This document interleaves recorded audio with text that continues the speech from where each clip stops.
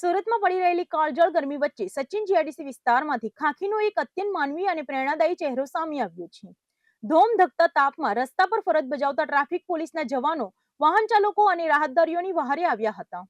સેવા પરમો ધર્મના સૂત્રને સાર્થક કરીને પોલીસે લોકોને ઠંડી છાસનું વિતરણ કર્યું હતું. સમગ્ર રાજ્ય સહિત સુરત શહેરમાં પણ હાલ આકાશમાંથી જાણે અગનગોળા વરસી રહ્યા છે. ગરમીનો પારો સતત ઊંચે જઈ રહ્યો છે, ત્યારે સામાન્ય નાગરિકો માટે ઘરની બહાર નીકળવું પણ મુશ્કેલી બન્યું છે. આવા કાળઝાળ ઉનાળામાં સચિન જીઆઈડીસી વિસ્તારમાં ટ્રાફિક પોલીસના જવાનો દ્વારા માનવતા મેકાવતું એક સરાહનીય કાર્ય કરવામાં આવ્યું છે. સચિન જીઆઈડીસી એવો વિસ્તાર છે જ્યાં હજારોની સંખ્યામાં શ્રમિકો અને વાહન ચાલકો દિવસ રાત અવરજવર કરતા હોય છે. ધોમધખતા તાપમાં રસ્તા પરથી પસાર થતા વાહન ચાલકો અને રાહદારીઓની જઠર ઠારવા માટે ટ્રાફિક પોલીસે અનોખો અભિયાન આદર્યું છે. પોલીસે રસ્તા પર જ મોટા પાયે ઠંડી અમૃત સમાન છાસના વિતરણનો કાર્યક્રમ યોજ્યો હતો. પોલીસની કડક ડ્યુટીની સાથે સાથે સેવાનું ઉત્તમ ઉદાહરણ પૂરું પાડતા ટ્રાફિકના જવાનોએ લક્ઝરી કાર ચાલકથી લઈને રિક્ષા ચાલક, બાઇક સવારો અને પગપાળા જતા શ્રમિકોને રોકીને આ ગરમીમાં રાહત આપતી છાસ પીવડાવી હતી. ટ્રાફિક પોલીસના આ માનવીય અભિગમને જોઈને વાહન ચાલકો પણ ખુશખુશાલ થઈ ગયા હતા. સામાન્ય રીતે પોલીસની કડક છબી જ લોકોના મનમાં વસેલી હોય છે, પરંતુ સચિન વિસ્તારમાં જોવા મળેલો આ નજારો ખાખી વર્દી પાછળ છુપાયેલો એક સંવેદનશીલ માણસની ઓળખ ધરાવે છે. ધોમધખતા તાપમાં ગળા સુકાઈ જતા હોય છે તેવા સમયે હોંશે છાસ પીવડાવી પોલીસે લોકોના દિલ જીતી લીધા હતા અને ગરમી સામે મોટી રાહત આપી હતી.